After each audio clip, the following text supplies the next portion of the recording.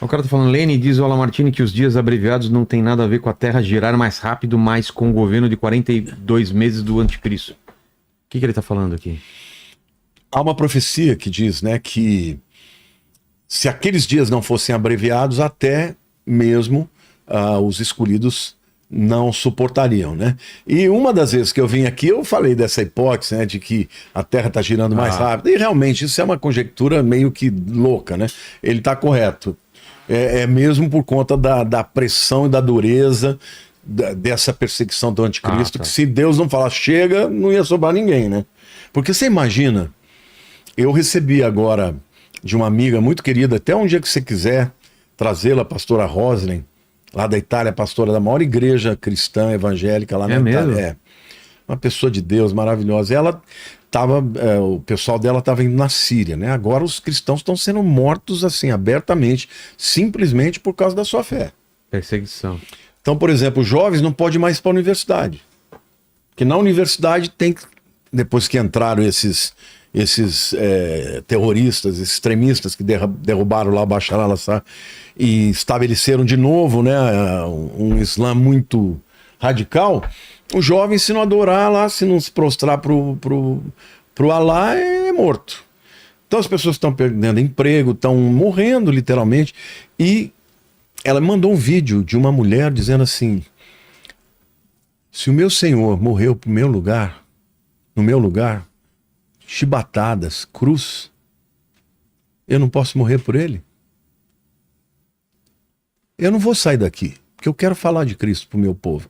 Cara, quando eu vi aquilo, eu chorei tanto, eu não consegui me conter. Eu falei, Deus, que evangelho é esse que nós estamos pregando hoje? Evangelho só de sucesso, as pessoas, eu não vou mais para aquela igreja, porque a mensagem está um pouco dura. Vai te catar. Sabe, as pessoas não estão mais que... As pessoas estão vivendo um evangelho que é engano. Evangelho freestyle. É um evangelho de engano, o evangelho é cruz. Jesus falou, se alguém que quiser vir após mim não tomar sua cruz e negar-se, não é digno do reino. Então, nós que vivemos num tempo de tanta liberdade, cara, eu não falo isso para puxar teu saco, porque eu não puxo o saco de ninguém. Mas eu entendi que Deus abriu uma porta para eu falar para quem não é cristão aqui no teu programa. Porque no meu canal é os crentes que vão. E glória a Deus. Mas aqui eu falo para quem não é. Cara, que honra, que privilégio. Agora, a gente tem que evangelizar de novo as pessoas, porque tá cheio de pessoas nas igrejas que não são convertidas, porque ainda não entenderam que o evangelho é Cristo, não sou eu, esse negócio de eu quero ser feliz. Que feliz o quê? Você vai ser feliz eternamente lá na eternidade. Aqui você pode viver as bênçãos de Deus? Pode, mas nesse mundo tereis aflições, Jesus disse. E Deus já falou isso para você. Se você estiver vivendo tribulações, está com problema financeiro, separou, está com doença. Se você, por causa disso, deixar de seguir a Cristo, é porque você não é dele. Nunca foi. Porque o evangelho é você entender que você é um pecador e que Deus mandou o seu Filho unigênito para morrer no nosso lugar. E se ele morreu por mim, eu tenho que viver para ele. Então, o que eu vou viver, lógico que eu quero o melhor para mim, para minha família, mas a gente tem que estar pronto para qualquer situação e vai chegar um tempo que talvez no Brasil a gente tenha algum tipo de perseguição, como esse pessoal está tendo já do outro lado do mundo, dando a vida por causa do amor a Cristo, entendeu?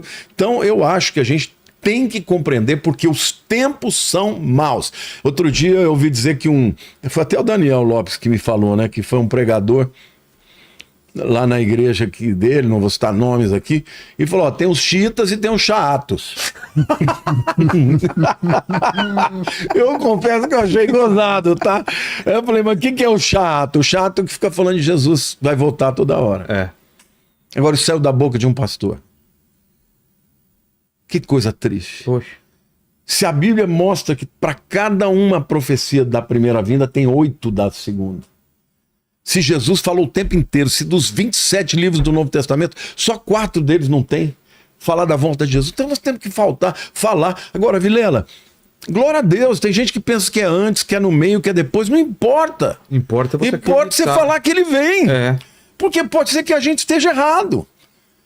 Agora, a gente tem que falar que ele vem, porque as pessoas precisam saber Precisam saber que ele vai voltar, porque e aí quando você lê esse texto dizendo que ele vai fazer mal e enganar as pessoas que estão vivendo despreocupadamente, Jesus falou sobre isso. No dia da minha volta será como no dia de Noé, as pessoas vão estar nem aí, vão estar casando, se dando em casamento, tá tudo bem, aí veio o dilúvio. E vai ser assim. Os sinais estão aí. Você pode ficar brincando, você pode chamar de chato, mas eu vou falar. Eu vou falar e eu espero que Deus levante muitos outros para falarem, porque o mundo está preparadinho. Está preparadinho. Mas a vida inteira sempre todo mundo falou que vinha. É verdade. Só que é o seguinte, nunca o mundo esteve de maneira em que alguém pudesse controlar a economia, através, por exemplo, do término de uma moeda única, através de chegar em todas as nações pela inteligência artificial, pela internet, pelo controle. Hoje, cara, você vai entrar no aeroporto, você nem precisa mais de uma pessoa, ele bate o olho e já sabe quem você é. Daqui a pouco é leitura de íris, quer dizer, são incontáveis DNA. os instrumentos, DNA, e certamente nós estamos chegando perto. Eu queria até ver com o Lene se tem mais perguntas sobre inteligência artificial, porque tem uma pergunta aqui do Gil Barros. Pastor, junta com essa, tá? Se tiver, Lene. Gil Barros fala, pastor, o anticristo poderia ser a inteligência artificial criando uma autoconsciência espiritual e ser instalada em um corpo humanoide? Eu já ouvi essa teoria e eu acho, parece filme de ficção científica, mas a ideia é louca. Ela criar uma autoconsciência, criar vida e tendo conhecimento de todo o conhecimento humano dentro dela, ela é de certa forma um deus, porque ela sabe tudo. Você sabe, né, que o pessoal que isso fala de singularidade fala do homem-deus. Exatamente, essa singularidade atinge a singularidade e depois transporta isso para um corpo humanoide e seria essa figura o anticristo. É assustador também, né? Porque ela saberia Vilela, tudo sobre durante muito tempo eu falava que isso era um absurdo. Hoje eu já não falo mais. Tem mais alguma pergunta para juntar com essa? Na verdade, tem uma perguntinha aqui do... Eu ainda continuo crendo que vai ser um ser humano. Acredito, porque a Bíblia fala que ele morre, que ele recebe uma ferida, mas eu não duvido que a imagem da besta que vai chegar para todo mundo seja isso. Pode ser isso. Eu acho. Faz sentido. O Álvaro, ele falou aqui o seguinte: a IA futuramente será a maior zombaria contra Deus e o homem será e o homem se colocando no lugar do Criador, criando um ser mais inteligente que não cansa, não morre, não adoece. E dizer que Deus não teve a capacidade de criar direito. E aí ele fala que se a IA poderia virar um Deus, né? Ser o Não, Deus já do tá futuro, virando, né? Na hora que você começa a ter uma inteligência artificial que vai ser o teu conselheiro, gente... O Elon Musk falou, né, que tá fazendo em Memphis, tá fazendo todos esses estudos e que vai ser criado o novo Deus, vai ser criado lá, né?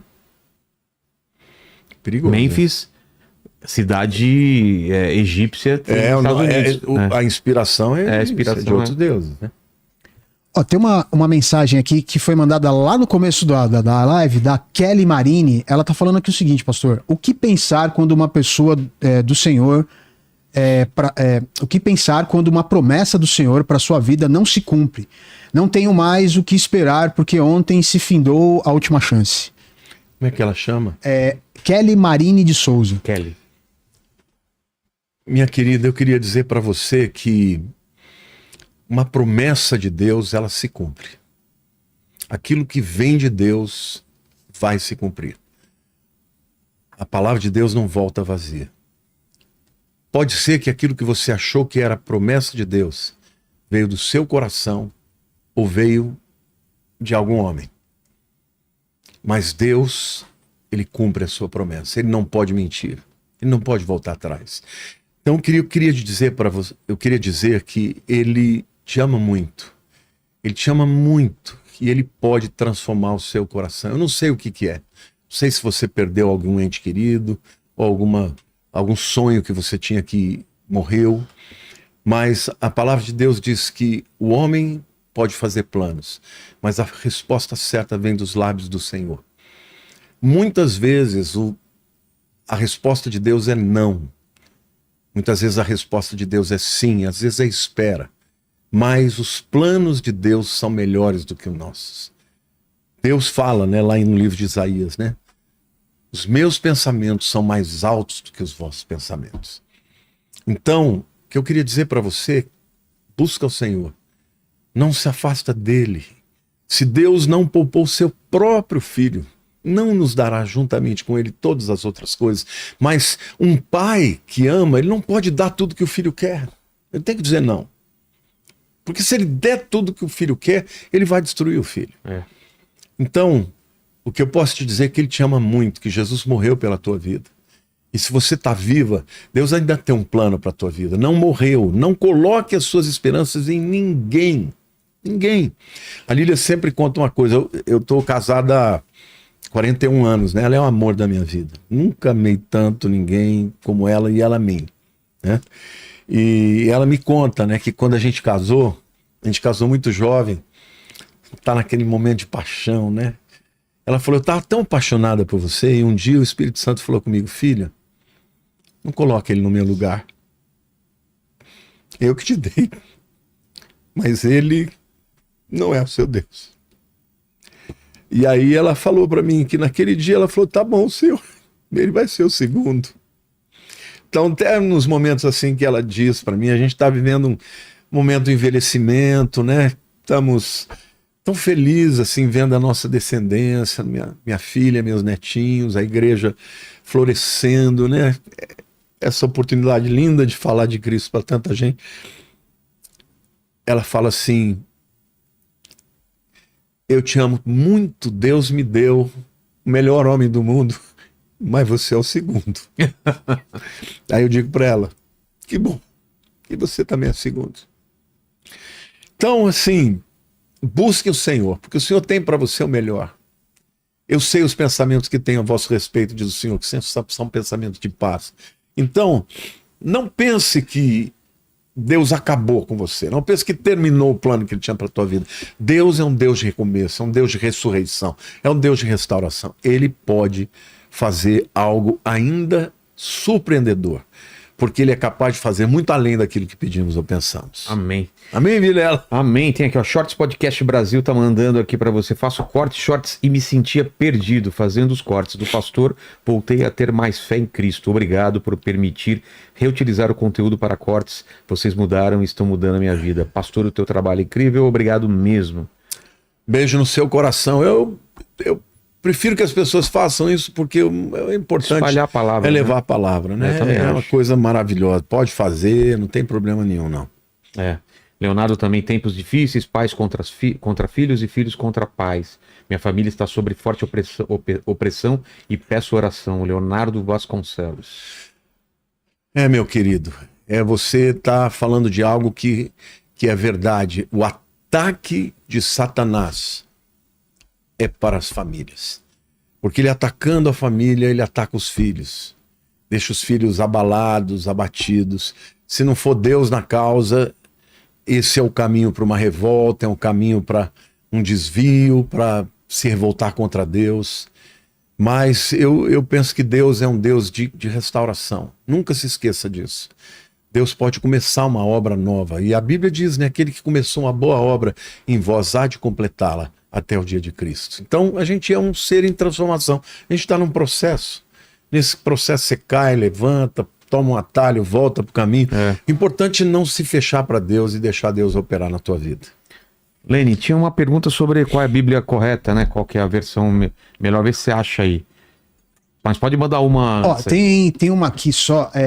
O André Luz, ele mandou o seguinte: por que algumas religiões acreditam que viveremos na Terra num paraíso e outras dizem que vamos para o céu? Se Deus quer a escritura da Terra, a escritura da Terra novamente, qual o sentido de ir para o céu? Como é que ele chama? É o André Luz. André, você tem toda a razão. A Bíblia não fala só de céu. Céu na escritura, Shamaim, fala do universo. Mas a Bíblia fala novos céus e nova terra. Nós vamos viver na Terra. Só que nós vamos ter um acesso ao universo. Hoje o homem pode ir para a Lua através de um foguete. Já estão planejando ir para Marte. Nós vamos poder ir para o universo inteiro. Então nós teremos acesso ao universo, que é a obra das mãos de Deus, mas também teremos a Terra. Nós somos seres criados para a Terra. O Éden era na Terra. Então não vai ter essa coisa de céu, de ficar pulando em nuvenzinha, não. Sim. Serão os novos céus e nova terra. Vamos viver na Terra também. Eu não encontrei aqui essa... Ela sumiu pra mim também, eu acho que sumiu aí. Não fica o histórico pra você? Tô passando aqui, mas não aparece. Tem uma aqui que fala só a respeito, não sei se é essa, que ela fala a respeito da linearidade dos fatos do Apocalipse, se eles vão ser lineares, né, um atrás do outro ou não, né? Ela tá perguntando ou tá afirmando? Ela tá perguntando. Então, o Apocalipse é um livro, na minha opinião, ele é perfeito. Um dia, se você quiser, eu venho fazer aqui a minha versão, tá? Os 3 primeiros capítulos, o primeiro é Jesus glorificado se apresentando para João. Né? Ele vê Jesus com os cabelos brancos, olhos de fogo, pés de bronze, polido e tal. Os capítulos 2 e 3 falam das 7 igrejas. Então fala do período em que a igreja está na Terra. Certo. Tá? E cada uma daquelas igrejas pode ter uma aplicação direta para a igreja do nosso tempo, como pode ter ao longo da história. Ou seja, em todo o tempo da história da igreja, as pessoas podiam ler e aprender as lições ali. A gente até fez isso, né? Com o Saião aqui. O episódio foi muito bom. Capítulo 4 é o arrebatamento. João vê uma porta aberta no céu e uma voz como de trombeta. É o arrebatamento. Então, ele é levado para o céu. A partir do capítulo 5, você vê o momento em que a igreja arrebatada está diante do trono.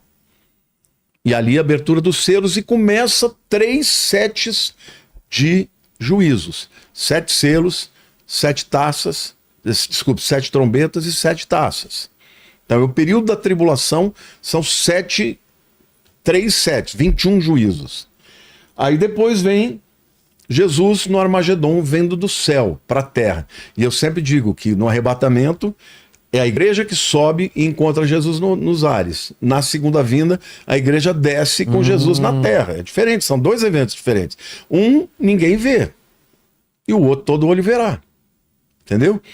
Depois dos 7 anos de tribulação, do Armagedon, vem o milênio. Jesus governa, reina, depois no final Satanás é solto, vem e seduz as nações, Jesus dá um cabo em tudo, vem o juízo final e por último, novos céus, nova terra. Então para mim é linear. Mas há pessoas que acreditam diferente, que acham que, por exemplo, as taças e as trombetas falam dos mesmos eventos, um olhando da terra para aquilo que vai acontecer no céu. O outro tem olhando... 7 trombetas e 7 taças, né? São 7, mas são eventos diferentes. São 7 selos, 7 trombetas e 7 taças. Exato. Na minha opinião, é perfeitamente linear e vai sendo uma evolução, né, do anticristo na Terra, governando, enganando, mas também uma intervenção cada vez maior de Cristo para tomar de volta a escritura, né, da Terra total, que é dele, né? E que ele deu para os homens e vai devolver e nós vamos governar com Cristo, tal, reinar com Cristo. Eu achei aqui a pergunta do Jader. Ele tá falando assim, Vilela e Pastor, eu perguntei sobre qual Bíblia correta. Hoje existem diversas traduções. Como saber qual é a correta? Não existe uma tradução única, tá? Então. O que eu queria dizer é o seguinte, se você pegar uma Bíblia da Sociedade Bíblica... Inclusive existe diferença entre a Bíblia católica e a protestante, né? Não em termos de conteúdo no que diz respeito à Bíblia. Mas de livros. O que a católica tem são os pseudepígrafes e os apócrifos. Isso. Que foram inseridos depois. Mas não foram aceitos, por exemplo, pelo cânon dos hebreus. Entendi. Tipo Tobias, 1ª e 2ª Macabeus, eles são livros que têm valor histórico. Por exemplo, você lê o livro de Macabeus, você vai saber da guerra dos Macabeus, mas não é um livro inspirado por Deus. Entendi. Os judeus não aceitaram, nós também não aceitamos, os evangélicos. Tá. Mas assim, muda a tradução, mas a Bíblia é Bíblia. Se você vai ler na Bíblia dos católicos, você consegue chegar às mesmas conclusões que você lê na dos evangélicos. Tirando os livros que são uma adição posterior que os cristãos evangélicos não aceitaram. E fora isso, são traduções... Então, tem traduções, por exemplo, se pegar do português para o inglês. Eu que conheço bem o original, tanto o hebraico quanto o grego, muitas vezes a tradução brasileira é melhor que a americana. Mas em outras vezes a americana é melhor que a brasileira. Entendi. Por exemplo, a palavra apostasia. Apostasia é uma palavra que vem direto do grego. Você lê lá no grego, é apostasia. Então eles transliteraram. batismo. Isso é uma transliteração. No grego é baptismos, significa mergulho. No português é batismo. Entendi. Como é que os americanos traduzem apostasia? Falling away. Que significa o quê? Afastamento. Então quando... Batismo.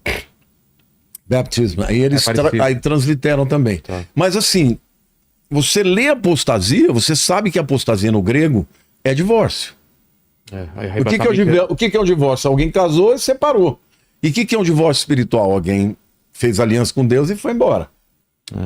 Aí você falar falling away, tem gente que diz, não, é que isso aqui está falando do arrebatamento. Porque é um afastamento. Arrebatamento é rapture. Rapture. Sim, mas eles dizem que isso não virá antes da apostasia, eles falam já é uma manifestação do rapture, que é o harpazo. E Apocalipse para eles é revelation. Né? É revelation. Mas aí é uma boa tradução. Né? Porque apó é uma preposição que significa tirar para longe. E calipto significa esconder. E o que é que ficava revelação. Escondendo? É o véu. É a retirada do véu. É uma revelação. É literalmente revelar, abrir os olhos daquilo que vai acontecer.